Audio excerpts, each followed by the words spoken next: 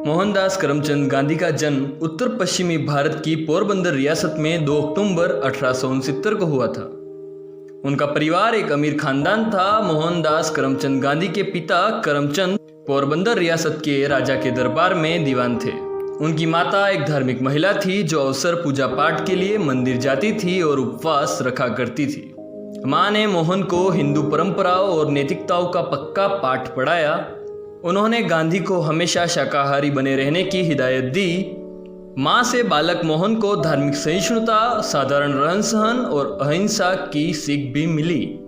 बच्चों को अच्छी परवरिश देने की नीयत से मोहनदास के पिता अपने परिवार को रहने के लिए पोरबंदर से राजकोट ले आए। यहाँ अच्छी तालीम का इंतज़ाम था और मोहनदास को अंग्रेजी शिक्षा मिली। 13 बरस की उम्र में मोहनदास गांधी की शादी कस्तूरबा से कर दी गई। वो राजकोट की ही रहने वाली थी और शादी के वक्त कस्तूरबा मोहनचंद से 1 साल बड़ी थी। परिवार की परंपरा के खिलाफ जाकर मोहनदास करमचंद गांधी ने चोरी करने, शराब पीने और मांसाहार करने जैसे कई काम शुरू कर दिए थे। फिर भी उस उम्र में मोहनदास को अपने अंदर सुधार लाने की ख्वाहिश थी। हर उस काम के बाद जो उनकी नज़र में पाप था वे प्रायश्चित करते। इसका विस्तार से वर्णन उन्होंने अपनी किताब सत्य के साथ मेरे प्रयोग में किया है। जब मोहनदास करमचंद गांधी के पिता मृत्युशैया पर थे, मोहनदास उन्हें छोड़कर अपनी पत्नी के पास चले गए और उसी वक्त उनके पिता का निधन हो गया। इस घटना के बाद गांधी को अपने व्यवहार पर बहुत पछतावा हुआ। उनके पहले बच्चे का निधन जन्म के कुछ समय बाद ही हो गया, तो गांधी ने इसे अपने पाप के लिए ईश्वर का दंड माना था। अपने पिता की मौत के वक्त उनके पास न होने पर गांधी ने कहा था कि मैं बहुत शर्मिंदा हूं और खुद को अभागा मानता हूं। मोहनदास गांधी बम्बई के भावनगर कॉलेज में पढ़ाई कर रहे थे, लेकिन वो वहां खुश नहीं थे। तभी उन्हें लंदन के मशहूर इनर टेम्पल में कानून की पढ़ाई करने जाने का प्रस्ताव मिला। लंदन में मोहनदास करमचंद गांधी पूरी तरह पश्चिमी रंगढंग में रंग गए, लेकिन लंदन में उस वक्त चल रहे शाकाहारी आंदोलन में उन्हें अपने लिए भाईचारा दिखा और वो वहाँ उससे जुड़ गए। साथ ही लंदन की थियोसॉफिकल सोसाइटी से भी उन्हें अपने बचपन में मिली हिंदू मान्यताओं की सीख की ओर लौटने की प्रेरणा मिली, जो मोहनदास की मां ने उन्हें सिखाए थे। शाकाहारी भोजन, शराब से तौबा और यौन संबंध से दूरी बनाकर मोहनदास दोबारा अपनी जड़ों की तरफ लौटने लगे। थियोसॉफिकल सोसाइटी की प्रेरणा से उन्होंने विश्व बंधुत्व का अपना सिद्धांत बनाया, जिसमें सभी इंसान और धर्मों को मानने वाले लोगों को बराबरी का दर्जा देने का सपना था। कानून की पढ़ाई पूरी करने के बाद मोहनदास भारत लौट आए और वकालत करने लगे। वो अपना पहला मुकदमा हार गए। इसी दौरान उन्हें एक अंग्रेज अधिकारी के घर से बाहर निकाल दिया गया। इस घटना से वे बेहद अपमानित महसूस करने लगे और दक्षिण अफ्रीका में काम करने के लिए उन्हें प्रस्ताव मिला, जिसे उन्होंने फौरन स्वीकार कर लिया। दक्षिण अफ्रीका में जब वो ट्रेन के फर्स्ट क्लास डिब्बे में सफर कर रहे थे तो मोहनदास गांधी को एक अंग्रेज अधिकारी ने सामान सहित डिब्बे से बाहर फेंकवा दिया। दक्षिण अफ्रीका में अप्रवासी भारतीयों से हो रहे सौतेले बर्ताव और भेदभाव के खिलाफ उन्होंने दक्षिण अफ्रीका में इंडियन कांग्रेस की स्थापना की। वहां के नटाल सूबे से गांधी ने भारतीयों को बाकी समाज से अलग रखने के खिलाफ लड़ना शुरू किया। दक्षिण अफ्रीका में भारतीयों के अधिकारों के लिए इस संघर्ष के दौरान ही गांधी ने स्वयं शुद्धिकरण और सत्याग्रह जैसे सिद्धांतों के प्रयोग शुरू किए, जो उनके अहिंसा के व्यापक विचार के हिस्से थे। इसी दौरान गांधी ने ब्रह्मचर्य का प्रण लिया और सफ़ेद धोती पहननी शुरू कर दी, जिसे हिंदू परंपरा में गमी का वस्त्र माना जाता है। 1913 में मोहनदास गांधी ने दक्षिण अफ्रीका में रह रहे भारतीयों पर लगाए गए 3 पाउंड के टैक्स के खिलाफ आंदोलन शुरू किया। कई वर्षों के अपने संघर्ष की मदद से मोहनदास ने 2000 से अधिक लोगों के साथ नटाल से ट्रांसवाल तक विरोध की पदयात्रा निकालने का फैसला किया। इसे उन्होंने आखिरी सविनय अवज्ञा का नाम दिया। इस यात्रा के दौरान गांधी को गिरफ्तार कर लिया गया और उन्हें 9 महीने की कैद की सजा सुनाई गई, लेकिन उनकी शुरू की गई हड़ताल और फैल गई, जिसके बाद दक्षिण अफ्रीका की अंग्रेज हुकूमत को भारतीयों पर लगाया गया टैक्स वापस लेना पड़ा और गांधी को जेल से रिहा करने पर मजबूर होना पड़ा।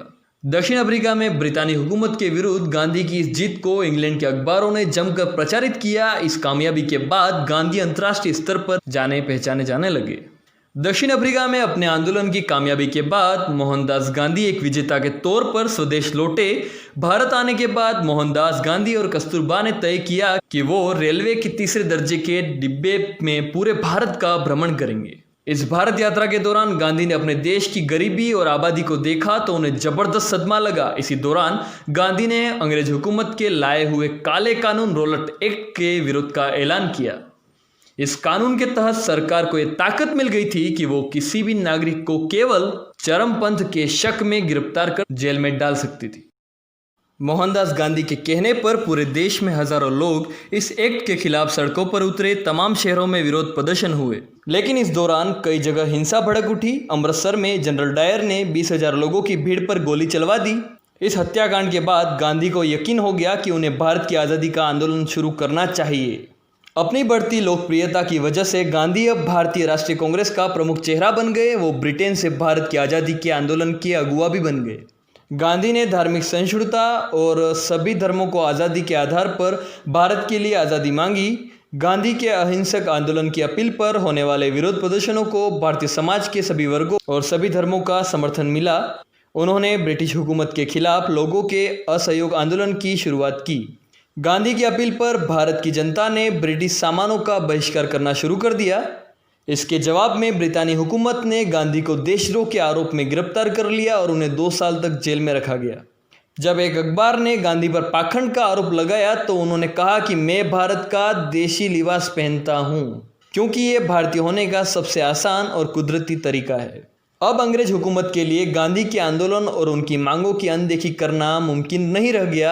इसलिए ब्रिटिश सरकार ने भारत के राजनीतिक भविष्य पर बातचीत करने के लिए एक गोलमेज सम्मेलन बुलाया, लेकिन इस चर्चा से अंग्रेजों ने सभी भारतीयों को दूर ही रखा। इससे गांधी बहुत नाराज हुए और उन्होंने अंग्रेजों के नमक कानून के खिलाफ अभियान शुरू किया। उस वक्त के ब्रिटिश कानून के मुताबिक भारतीय नागरिक न तो नमक जमा कर सकते हैं और न ही उसे बेच सकते। इसके खिलाफ भारतीयों को अंग्रेजों से भारी कीमत पर नमक खरीदना पड़ता था। गांधी ने हजारों लोगों की भीड़ के साथ दांडी यात्रा निकाली और ब्रिटिश हुकूमत के प्रतीकात्मक विरोध के तौर पर नमक बनाकर कानून तोड़ा। इसके चलते अंग्रेजों ने उन्हें गिरफ्तार कर लिया। गांधी का आंदोलन बहुत फैल गया। हजारों लोगों ने अंग्रेज हुकूमत को टैक्स और राजस्व अदा करने से मना कर दिया। आखिरकार अंग्रेज सरकार को झुकना पड़ा। तब गांधी गोलमेज सम्मेलन में भाग लेने के लिए लंदन रवाना हो गए। नमक सत्याग्रह के बाद एक मुट्ठी नमक बनाते हुए गांधी ने कहा था, इस एक मुट्ठी नमक से मैं ब्रिटिश साम्राज्य की जड़ें हिला रहा हूं। भारतीय परिधान में लंदन के इस सम्मेलन में पहुंचकर उन्होंने भारत की एक ताकतवर छवि पेश की थी, लेकिन गोलमेज सम्मेलन गांधी के लिए विफल हो गया। ब्रिटिश साम्राज्य भारत को आज़ाद करने को तैयार नहीं था। साथ ही मुसलमान, सिख और दूसरे भारतीय प्रतिनिधि गांधी के साथ नहीं थे, क्योंकि उन्हें नहीं लगता था कि गांधी सभी भारतीयों का प्रतिनिधित्व करते थे। जब चर्चिल ने नाजियों के खिलाफ जंग में भारत को ब्रिटेन का समर्थन देने को कहा तो गांधी इस बात पर अड़ गए कि भारत को तब तक ब्रिटेन का नाजियों के खिलाफ जंग में समर्थन नहीं करना चाहिए जब तक भारतीय अपने ही घर में गुलाम हैं। अब गांधी ने ब्रिटिश हुकूमत के खिलाफ एक नए अहिंसक आंदोलन अंग्रेजों भारत छोड़ो की शुरुआत की। आंदोलन की शुरुआत में ही गांधी और उनकी पत्नी कस्तूरबा को जेल में बंद कर दिया गया। इसके बाद गांधी को जेल से रिहा करने की मांग को लेकर पूरे देश में हिंसक आंदोलन शुरू हो गए, लेकिन ब्रिटिश प्रधानमंत्री विंस्टन चर्चिल झुकने के लिए तैयार नहीं था। जेल में ही गांधी की पत्नी कस्तूरबा की मृत्यु हो गई। इसके कई महीनों बाद 1944 को गांधी को जेल से रिहा कर दिया गया। अंग्रेजों भारत छोड़ो आंदोलन से पहले गांधी ने कहा था, या तो हमें भारत को आज़ाद कराना चाहिए या इस कोशिश में अपना बलिदान कर लेना चाहिए, लेकिन हम किसी भी कीमत पर आजीवन गुलामी का जीवन जीने के लिए राजी नहीं हैं। भारतीयों के बीच बढ़ती आज़ादी की मांग दिनों दिन तेज हो रही थी। आखिरकार मजबूर होकर ब्रिटिश सरकार ने भारत की आज़ादी के लिए चर्चा शुरू की।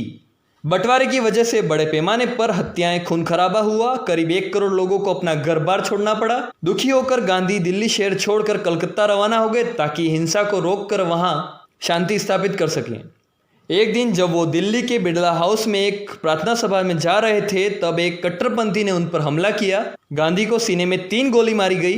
कट्टरपंथियों के गढ़ में गांधी की मौत का जश्न मनाया गया, लेकिन ज्यादातर भारतीयों के लिए महात्मा गांधी की मृत्यु एक राष्ट्रीय आपदा थी।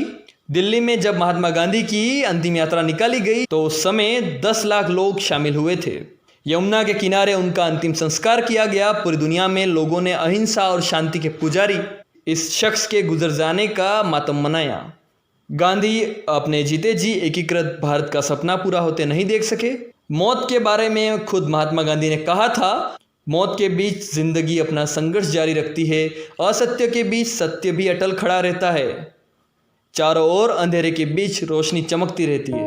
महात्मा गांधी की जीवन की सबसे बड़ी भूल यह रही कि उन्होंने बिना किसी लालच से अपना पूरा जीवन देश के लिए न्यौछावर कर दिया, परंतु आज उसी देश के अधिकांश लोग उन्हें अब शब्द कहते हैं, अपने अंदर झांको, क्या तुम उनके किए गए कार्यों के 1000वें हिस्से तक का कार्य भी कर सकते हो? कमियां सब में होती हैं, गांधी जी में भी थी, क्योंकि वे देवता नहीं थे। देवता ना होते हुए भी उनमें देवीय गुण विद्यमान थे। अधिकांश लोगों को समझ में नहीं आता कि महात्मा गांधी ने देश के लिए क्या किया है। लोग कहते हैं उन्हें महात्मा क्यों कहा जाता है। असल में उन्हें महात्मा रविंद्रनाथ टैगोर ने कहा था। लोग कहते हैं उन्हें राष्ट्रपिता क्यों कहा जाता है। उन्हें राष्ट्रपिता सुभाष चंद्र बोस ने कहा था। मैं पूछता हूँ, बिना किसी व्यक्ति के बारे में पूरी तरह जाने आप कौन होते हो उनकी बुराई करने वाले। जय हिंद, जय भारत।